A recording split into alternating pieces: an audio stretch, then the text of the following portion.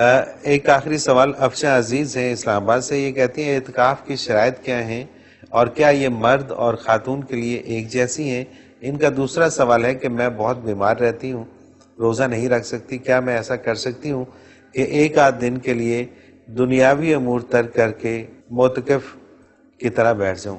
نہیں بچے، معتکف کی طرح آپ کو بیٹھنے کی جب آپ رکھنے روزے ہی نہیں رکھ سکتی تو اعتکاف تو دور کی بات ہے۔ صحیح ہے۔ تو یہ اس طرح سے نہیں ہوتا۔ اللہ آپ کو اس جو آپ کا جذبہ ہے اس کا نیک اجر دے۔ تو صرف اعتکاف ہی عبادت نہیں ہے، زندگی کا ہر لمحہ عبادت ہے۔ بالکل تو ٹھیک، بچے جو آپ کر سکتے ہیں اسے شریعت کے مطابق ڈالیں۔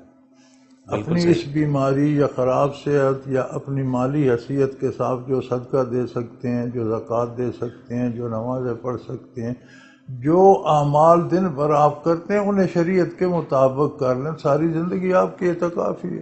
صحیح۔ اور اعتکاف کی شرائط وہ پوچھ رہی ہیں کہ مرد اور عورت کے لیے ایک جیسی ایک ہی ہے مرد اور عورت کے لیے۔ اعتکاف کی شرط سنت اعتکاف میں نے عرض کر دیا کہ 20 رمضان کو بیٹھ جائے، ٹھیک ہے، اور اس شوال کا چند نظر آنے تک، ٹھیک ہے، کمر تک جو ہے، اور پھر اس میں کوئی غیر ضروری بات نہ کرے اور چپ کا روزہ بھی نہ رکھے۔ صحیح، بالکل ٹھیک، بالکل چپ رہنا بھی مکروہ ہے۔ میں نے لوگوں کو دیکھا ہے کہ چٹ لکھ کر پانی کھانا مانگ رہے ہیں، وہ درست نہیں ہے، وہ بھی مکروہ ہے، ایسا کرتے ہیں لوگ، وہ مکروہ ہے۔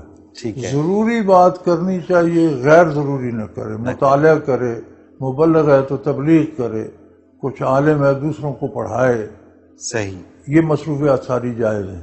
ٹھیک ہے، ضرورت کے لیے مجھے میرے کپڑے لا دو یا مجھے پانی افطاری میں فلاں چیز سے کروں گا، یہ سب درست ہے۔ درست ہے، بالکل چپ کر جانا بھی مکروہ ہے، بالکل ٹھیک اور ہے، غیر ضروری بات کرنا بھی مکروہ ہے۔ مکروہ ہے، بالکل صحیح، گپے نہ لگائے، ضرورت سے زائد بات نہ کرے۔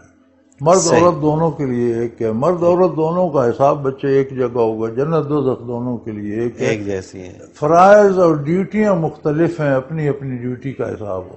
صحیح، بالکل صحیح۔ حضرت